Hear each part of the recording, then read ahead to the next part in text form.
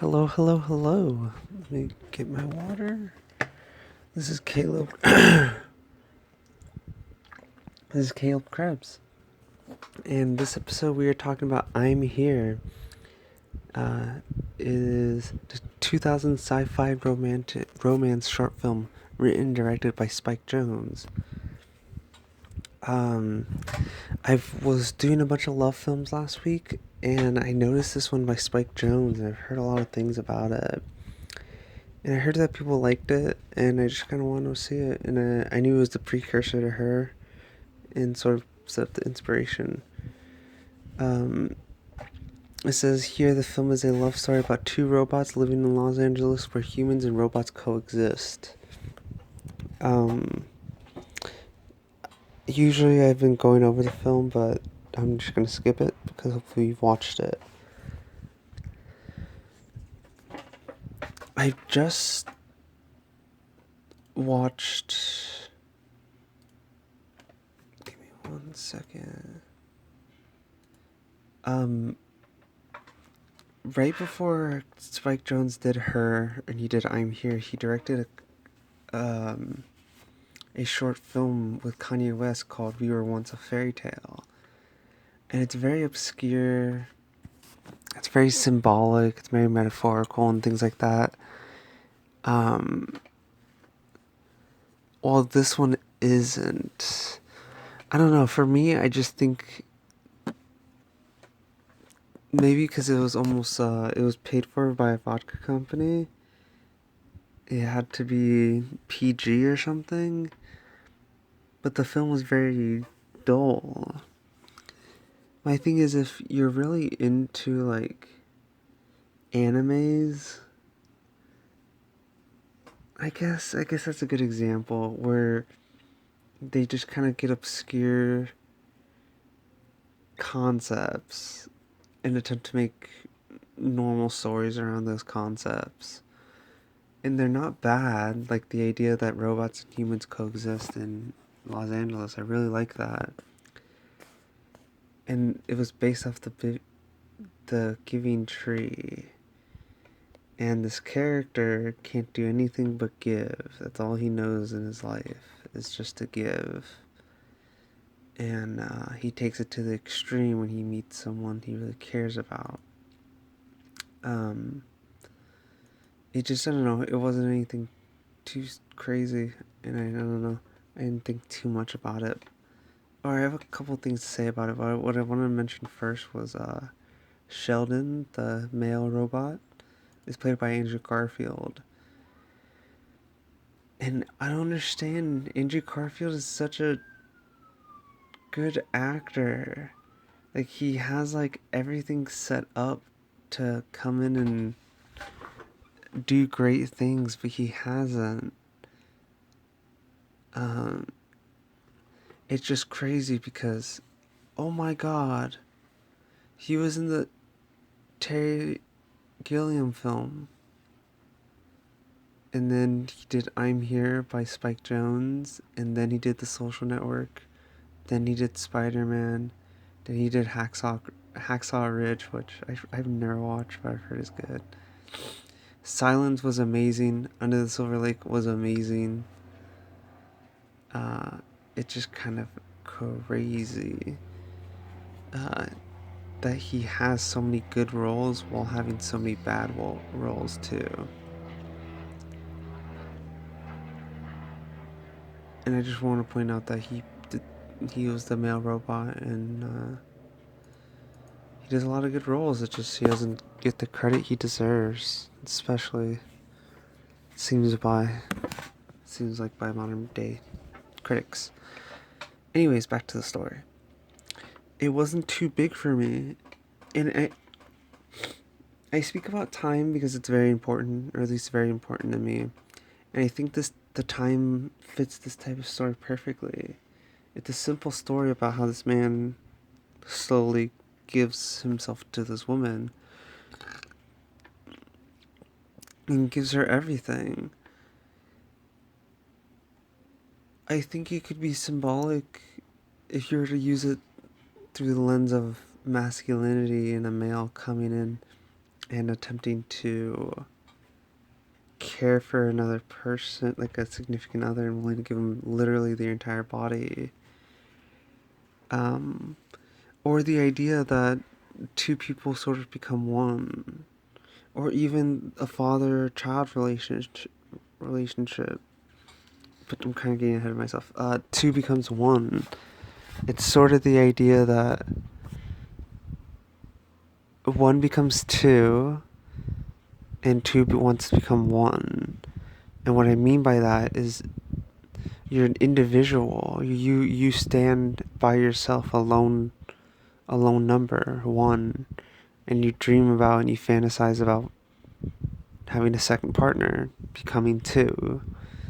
You're one among a sea of ones, and you dream about becoming a two. Then finally, when you do find your two, you guys are compromising, you guys are working, you guys are making sacrifices so that the two becomes one person, that you guys want to become almost so perfect for each other that you guys are a single entity. And I could sort of see that here, because by the end she's just cradling his head.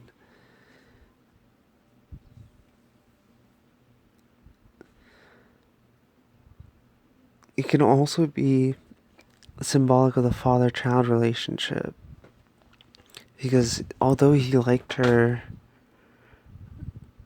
and they did some questionable things that could be representative of sex, he was still very innocent, and he never tried anything bad, if that makes sense. Like, what I'm saying is that, like, it could be presented as a father-daughter relationship.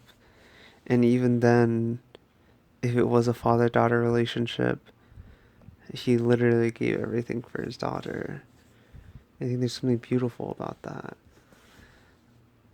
But it's not represented in that way. Like, the story is called a love story in an absolute world. And it's clearly a love story. That's why I thought it was so cheesy. Like, if you're into this type of concept, you would think it's a great film. And I do think it's a great film. But I'm like, what? Why couldn't...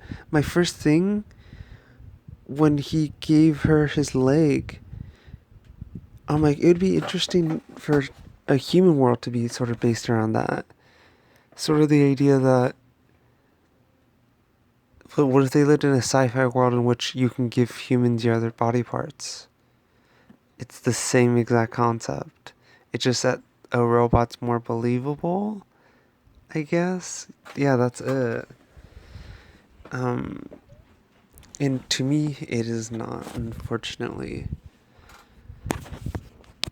I think it had a lot of great things, because if I compare this to the other short film that Spike Jonze did with Kanye West called We Were Once a Fairy Tale, if I compare it to that short film that came out a year prior, it's not even on the same level. Maybe because this had a bigger production and a longer production time period, that it did better because it was longer too, but it seems like he had actually control over everything. And I'm here. And like, what I mean by that, I don't know, you could just see the beginnings of Where the Wild Things Are, her sort of his cinematography, or being John Malkovich. You could see it, even though being John Malkovich came out 10 years before this. You see it in his work here. Give me 1 second. Sorry about that. I just had to talk to someone. But yeah. Oh, great. I get. I guess my biggest thing with this is that there, when you're making a film, you must, there, to an extent, you must suspend the viewer's disbelief. Or the viewer must suspend their disbelief, and you must sort of hope they do. And I think better directors know how to deal with this better. But in a story like this, it's more about its writing, and it's ultimately what it's attempting to say, which is this person will give anything for someone they care about, including his arm, including his leg, including his entire body. And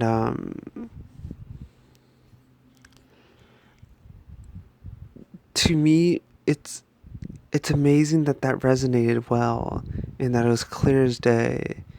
The only thing I can't really get over is how we got there.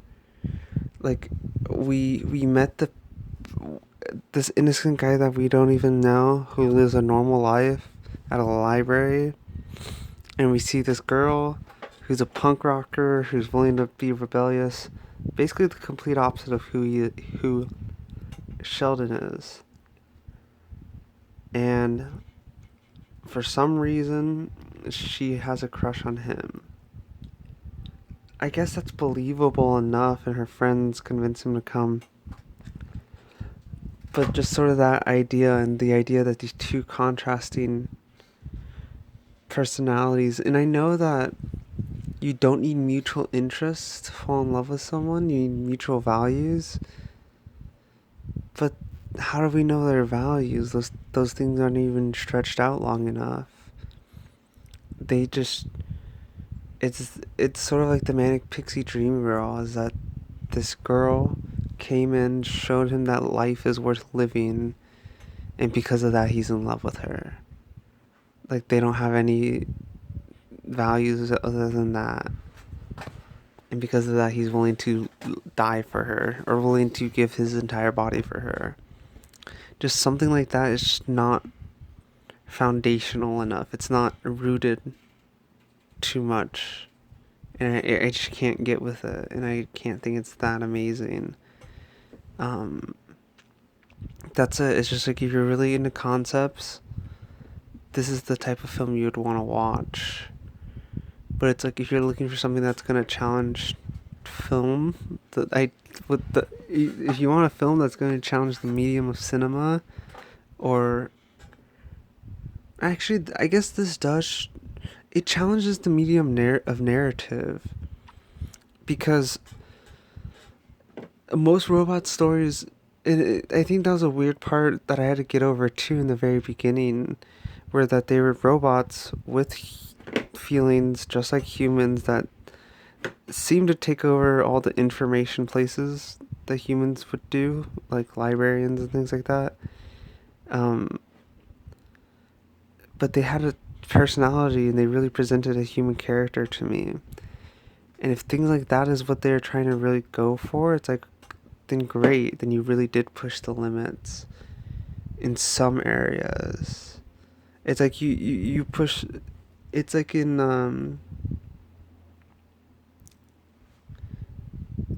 a unspecified shape. And I think of the universe, it pushes in different speeds in all directions. And that's what an amazing film would be, is attempting to push boundaries everywhere, in every little place that it can, not in just some places. And that's just part of what it makes really good film for me. If I had to rate this film, I wouldn't oppose it being giving it a 7 out of 10 if I was being nice. And what I mean by that is that if there was someone else with me who really liked this film, and they're like, what would you think about it? What would you rate it? I would probably give it a 7 out of 10 to make them feel better. But it's like, honestly, for me, this film's a 6 out of 10. And just that's it. It pushed some things. It didn't push a lot of other things. It was really great high concept story. Just not enough things for me to grab onto. Just that's it. I still don't think it's bad, because my biggest thing, I always say it, especially with the medium of film dying, that we need more people who are inspired to make simple films in their houses or in their towns. we all have access to cameras, and it seems like more than ever we can just simply make a film with our phone, but we're not, and no one's willing to challenge that. And I just think if you if I were to show 100 films just to a million independent filmmakers to attempt to inspire them, this would be one of the 100 films. Um, because it's loose in foundations but strong in concept doesn't mean it's bad. It just has room to improve. And not only that, this what I really praise is it showed Spike Jonze's techniques very early before he did Her, before he did Where the Wild Things Are. I think he might have done it right before this. Anyways, it's your techniques start to emerge, your personality, your authorship start to emerge in these early short films, early feature films. Perfect examples, the early Godard films. You could see it way earlier, and then later on, those things that he used in his short films were in his early feature films stayed with him throughout all his feature films.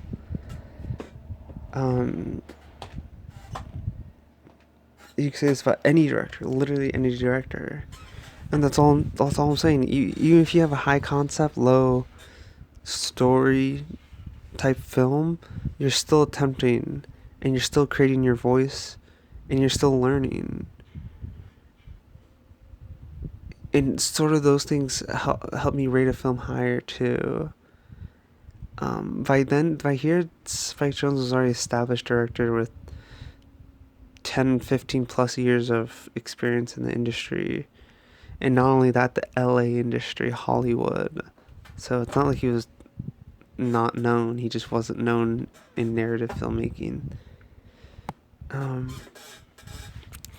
yeah, I do recommend you watch it because if you really like Her, you would really like this one.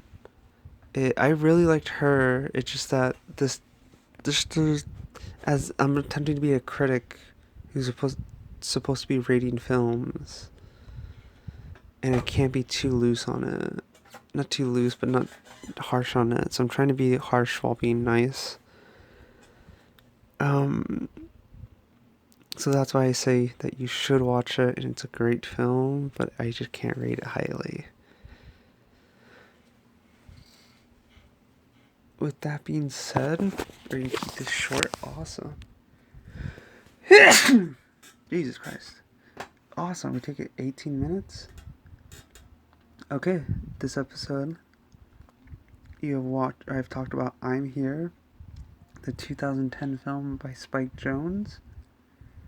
I have to rate it a 6 out of 10. I'm sorry. You guys should all watch it. You should let me know in the comments if you disagree. Sorry, my nose is running. I'm not opposed to being wrong. And I'm not opposed to talking about or defending my decision, my opinions. It's just I want to hear from you guys. In any way, shape, or form. Likes, dislikes, comments. Just let me know. I'll be here. This has been the internet's busiest internet nerd. I will catch you guys on the flip side. Go check out I'm Here by Spike Jonze. It's on YouTube. You can easily find short films all over YouTube. Anyways, see ya. Peace.